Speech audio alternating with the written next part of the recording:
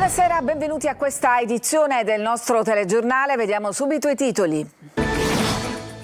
Nelle immagini delle telecamere di videosorveglianza i momenti dell'omicidio di Alessandro Indurre all'interno del parcheggio di Corso Sicilia, arrestato un 37enne di origini etiope.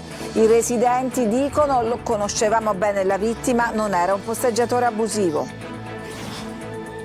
Ultimo giorno di agosto, c'è chi rientra dalle ferie, ma a Siracusa le spiagge ancora piene di bagnanti che si godono il sole di un'estate che sembra non voler finire. L'impianto di trattamento rifiuti sui terreni di parenti del sindaco di Melilli, la polemica diventa un caso nazionale. Il vulcano al centro del dibattito politico al Ragalna Etna Forum, il ministro Musumeci: serve una nuova strategia di rilancio. Capo dello Stato Mattarella ha scelto di trascorrere qualche giorno di riposo nella sua città, Palermo, e da buon sportivo era nella tribuna del Barbera. Calcio, il Palermo sbatte sui pali, non va oltre lo 0-0 in casa contro il Frosinone. 2 legni frenano i rosanero, ma arriva ugualmente l'applauso del Barbera.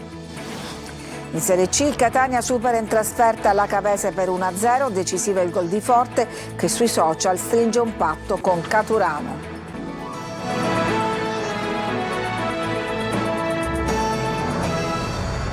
L'omicidio di ieri a Catania all'interno di un parcheggio è stato ripreso dalle telecamere di videosorveglianza della zona. Nel servizio di Luca Ciliberti ricostruiamo quei momenti.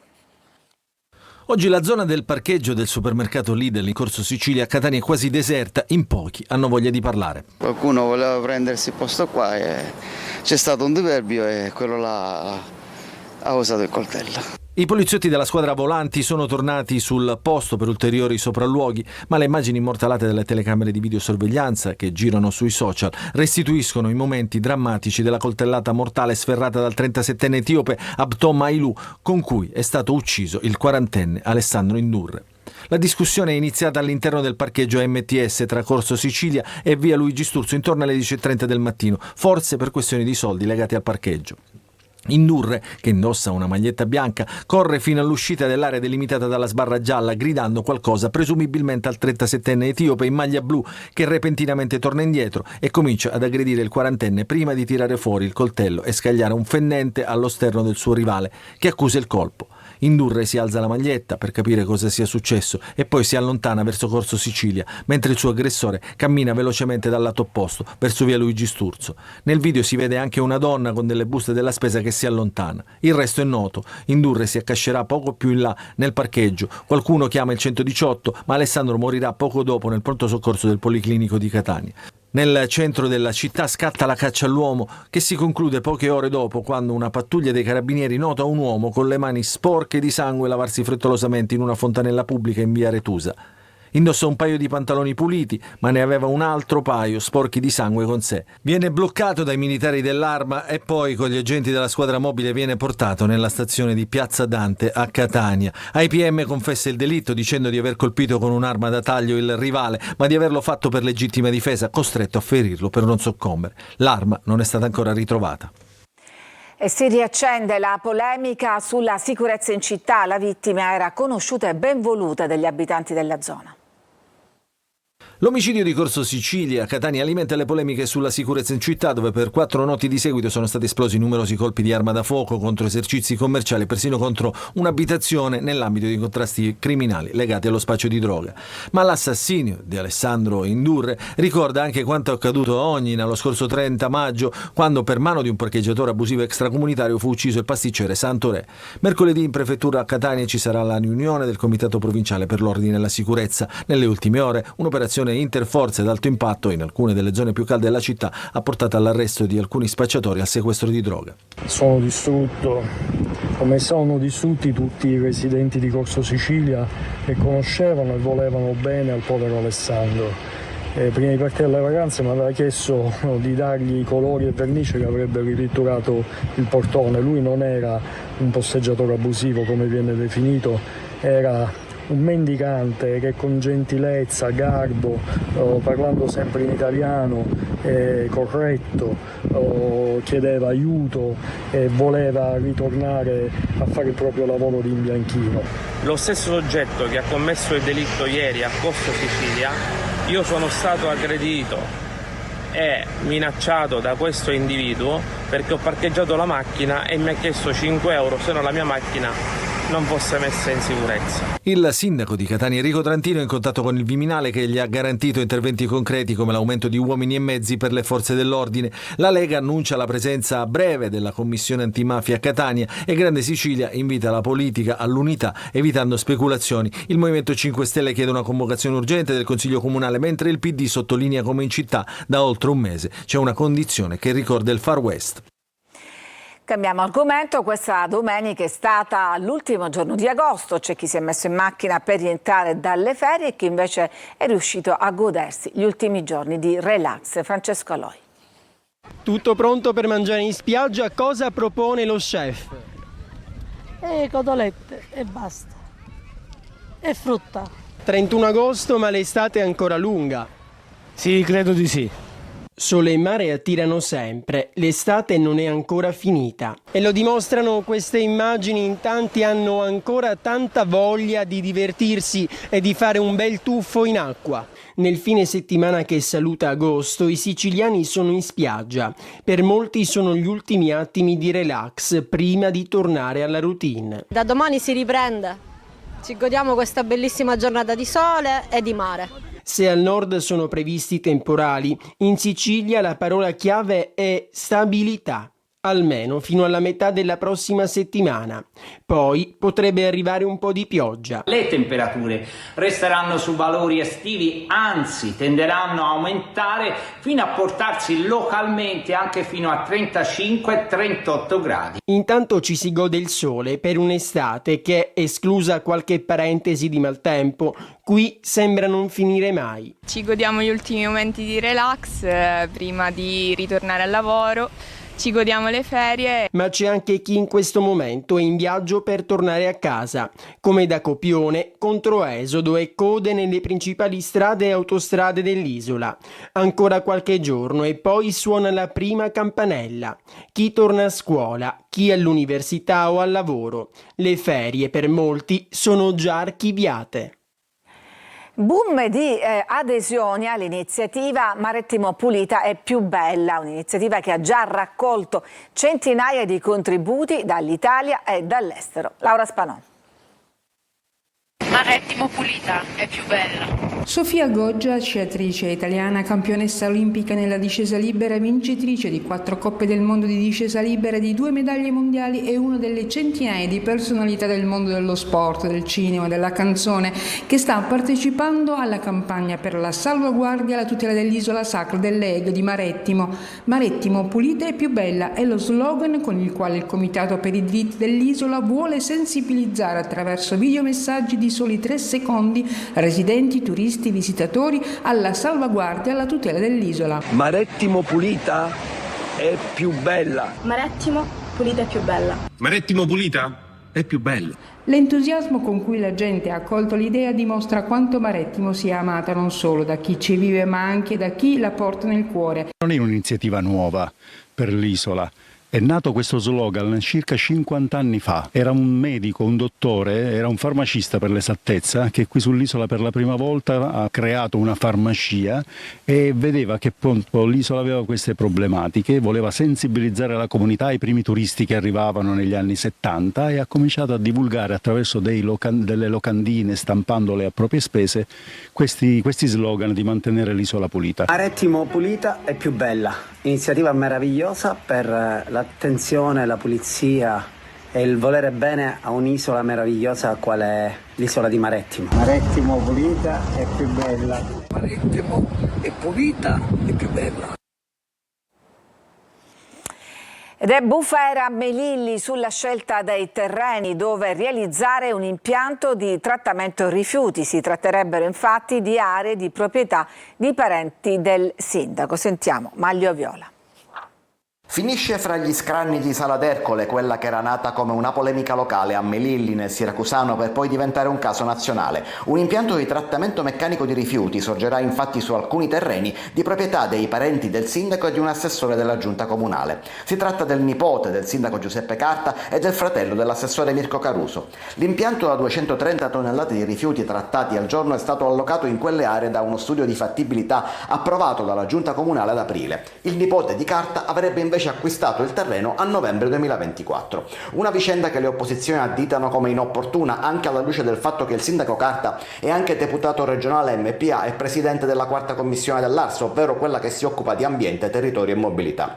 E adesso l'esponente PD Mario Bonomo, già competitor di Carta alle regionali, chiede di ampliare la legge sulle incompatibilità fra sindaco e deputato regionale anche ai comuni sotto i 20.000 abitanti come Melilli. A presentare un'interrogazione parlamentare invece è stato il deputato Ismaele Lavardera. Qui nasce un problema serio di opportunità, cioè è normale che un comune potrebbe dare dei soldi a praticamente il nipote del sindaco e al fratello dell'assessore, cioè non è una cosa che forse solleva un dubbio di etica e morale, di opportunità di un sindaco che fa pure il deputato? Una operazione fra 600 e 700 mila euro, dice Lavardera nella sua interrogazione, ma nell'intera vicenda, va precisato, non esiste alcun divieto di legge e il sindaco Carta ha già risposto che non gli interessa di chi sia il terreno, ma solo che sia adatto agli scopi utili alla comunità. L'opposizione però lo attacca sul fronte politico e su quello etico.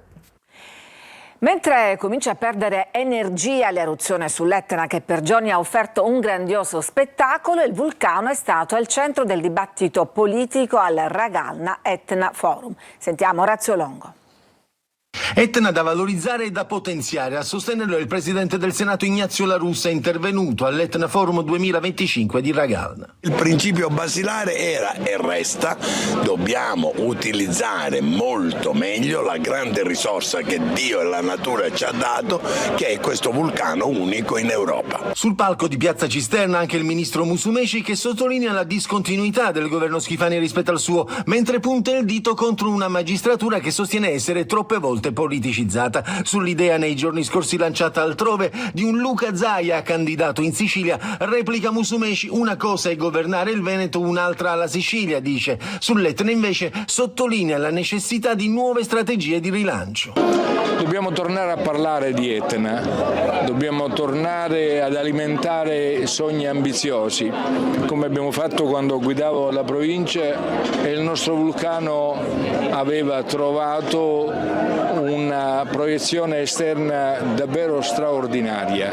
Io sono convinto che assieme agli operatori turistici, agli operatori privati, ai commercianti, ai comuni che fanno parte del parco dell'Etna, troveremo il modo di poter disegnare una nuova strategia di rilancio. Il Presidente della Repubblica, Sergio Mattarella, ha trascorso qualche giorno nella sua Palermo e ieri da buon sportivo era nella tribuna del Barbera. Maglio Viola. Un ritorno a casa per l'ultimo fine settimana d'agosto. Il Presidente della Repubblica Sergio Mattarella è a Palermo. In queste ore, e come ogni altro palermitano, si sta godendo qualche giorno di libertà. Nessun incontro istituzionale, nessuna visita pubblica, ma i palermitani se ne accorgono sempre quando il Presidente è in città, notando l'intensificarsi della sorveglianza intorno alla sua abitazione della centralissima Via Libertà. E da buon palermitano ieri è comparso allo stadio in occasione della partita dei Rosanero con il Frosinone. Tifoso d'eccezione dunque in tribuna d'onore allo stadio Barbera. Ieri sera stessa ad annunciare la sua presenza in forma privata e postare la fotografia è stato il sindaco Roberto Lagalla, che ha subito parlato di una bellissima sorpresa per Palermo e i palermitani.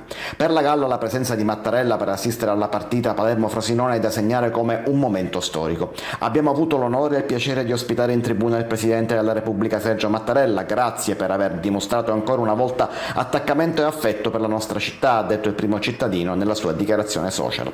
Nelle prossime ore Mattarella tornerà a Roma, ma per il momento si gode un breve ritorno in Sicilia. Ci fermiamo, c'è una pausa, poi torniamo con altre notizie.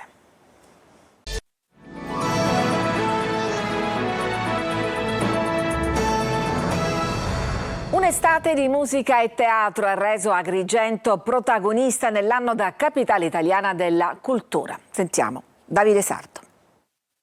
Un'estate intensa tra musica e teatro ha illuminato Agrigento nell'anno da capitale italiana della cultura 2025. Un cartellone ricchissimo che si è chiuso con un bilancio ampiamente positivo grazie a eventi di grande richiamo e a una partecipazione di pubblico straordinaria.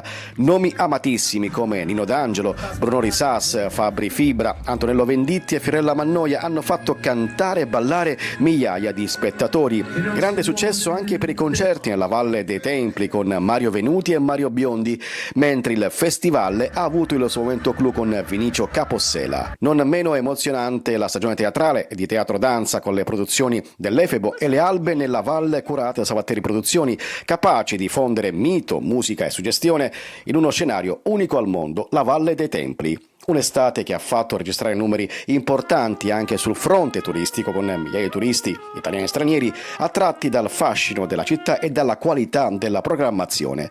Con la chiusura della stagione estiva, Agrigento guarda già ai prossimi appuntamenti, pronta a vivere fino in fondo un anno che resterà nella storia culturale della città.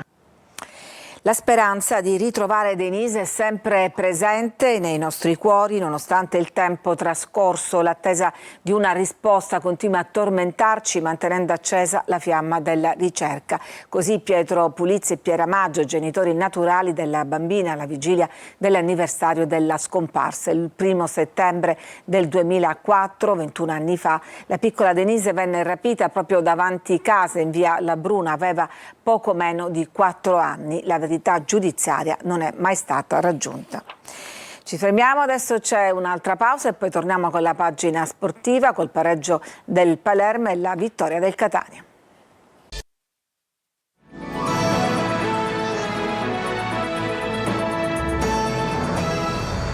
Siamo al calcio, il Palermo non va oltre lo 0-0 al Barbera contro il Frosinone, poi Giampaolo colpisce prima un palo e poi una traversa. Marco Gullà. Ai punti avrebbe probabilmente meritato il Palermo, ma al Barbera contro un coriaceo Frosinone finisce 0-0. I rosanero però avrebbero sicuramente meritato qualcosina in più, considerati i 2 legni colpiti da Poyampalo. Il Palermo ci ha provato, ha flirtato con il vantaggio, ma probabilmente doveva osare di più per arrivare ai 3 punti. Il Frosinone ha retto, ha anche provato a vincerla, ma ha spesso sbattuto contro il muro rosanero. Barbera quasi pieno, fra gli oltre 32.000 spettatori c'è anche Sergio Mattarella, presidente della Repubblica e palermitano di nascita, presente in tribuna al fianco del numero 1 del club rosanero, Dario Mirri. Primo tempo avaro di emozioni, per i padroni di casa l'attacco più pericoloso è finalizzato da Augello, che al volo sugli sviluppi di un corner conclude di poco alto. Nel secondo tempo, in avvio, il VAR nega un rigore al Frosinone, poi è il Palermo a confezionare le occasioni più limpide. Sfortunato e impreciso il bomber rosanero Poyampalo, che colpisce 2 legni a distanza di 27 minuti. Al 52esimo palo esterno su un cross di Pierozzi. Al 79esimo, dopo un angolo, il finlandese prende la mira ma colpisce la traversa di testa. Nel finale non succede più nulla, entra Corona ma il Palermo non graffia. 0-0, il pubblico del Barbera applaude, la squadra ha comunque carattere e già un'identità ben precisa. Una partita, come aveva detto in conferenza, dura, lo sapevamo, però insomma la squadra ha fatto una partita gagliarda come sabato scorso, ha lottato su tutti i palloni.